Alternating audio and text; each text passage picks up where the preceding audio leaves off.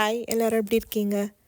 வீக்கெண்டில் பார்த்தீங்கன்னா ஃப்ரெண்டு ஒருத்தவங்க வந்து லஞ்சுக்கு இன்வைட் பண்ணியிருந்தாங்க. ஸோ அவங்க வீட்டில் நாங்கள் லஞ்ச் சாப்பிட்டோம். எங்களுக்கு எதுவும் ஈவினிங்கில் வேலை கிடையாது. பட் என் பையனுக்கு வந்து எப்படியாவது பஃப் சாப்பிட்ணுன்னு சொல்லிட்டு ரொம்ப ஆசையாக இருந்தது.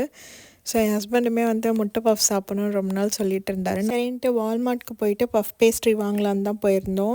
என் மேலே இந்த கான்ஃபிடென்ஸில் பார்த்தீங்கன்னா அவன் 2 பாக்ஸ் எடுத்துகிட்டு வந்தான். சரி ஒரு பாக்ஸ் ஃபஸ்ட்டு ட்ரை பண்ணுவோமேன்னு சொல்லிட்டு கொஞ்சம் நேரம் தா பண்ணுறதுக்காக வெளியே வச்சுருந்தேன்.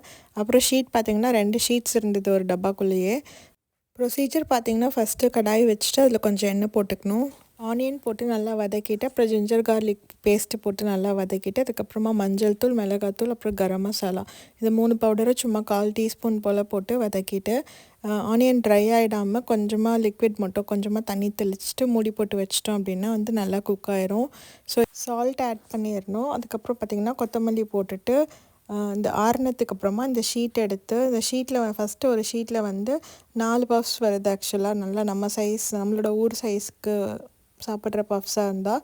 ஸோ அந்த 4 ஷீட்குள்ளேயுமே பார்த்திங்கன்னா கொஞ்சமாக இந்த வெங்காயம் பண்ணியிருந்தோம் இல்லையா, அந்த ஸ்டஃபிங் வச்சுட்டு எக்ஸை தனியாக வேக வச்சு நல்லா ஹாஃபாக கட் பண்ணிவிட்டு அப்புறம் இந்த ஆனியன் ஸ்டஃபிங் மேலே பார்த்திங்கன்னா எக்ஸை ஒரு லேயர் வச்சுட்டு சால்ட் வந்து இந்த ஷீட்டில் இருக்குது. பட் உங்களுக்கு தேவை அப்படின்னா லைட்டாக மேலே வந்து நம்ம சால்ட்டு ஸ்ப்ரிங்கிள் பண்ணி விட்டுக்கலாம். கார்னர்ஸில் பார்த்திங்கன்னா நம்ம ஒரு ஃபுல் எக்கு வந்து ராவாக இருக்கும் இல்லையா, அதை நல்லா பீட் பண்ணிவிட்டு அந்த எக்கை வந்து லைட்டாக ஸ்லைம் மாதிரி ஓரத்துலலாம் தொட்டுட்டு கார்னர்ஸ்லாம் நம்ம இப்படி கேட்ச் பண்ணி வச்சிட்டோம் அப்படின்னா சூப்பராக வந்து ஒட்டிக்கும்.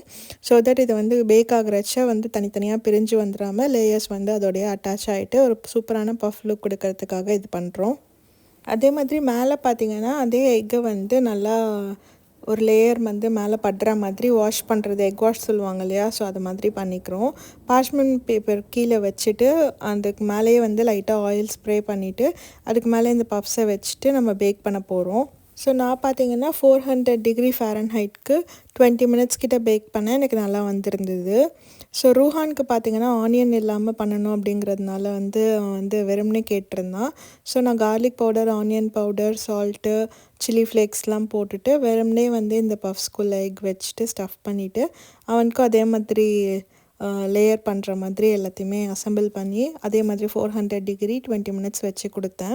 ஸோ ஒரு பஃப்குள்ளே மட்டும் பார்த்திங்கன்னா சிக்கன் இருந்தது ஆஃப்டர்நூன் பண்ணது, அது கொஞ்சம் ஸ்டஃப் பண்ணிவிட்டு அதே மாதிரி கார்னர்ஸ் எல்லாம் ஃபோல்ட் பண்ணிவிட்டு சேம் டெம்பரேச்சரில் நான் வந்து பேக் பண்ணேன். ரொம்ப சூப்பராக வந்திருந்தது.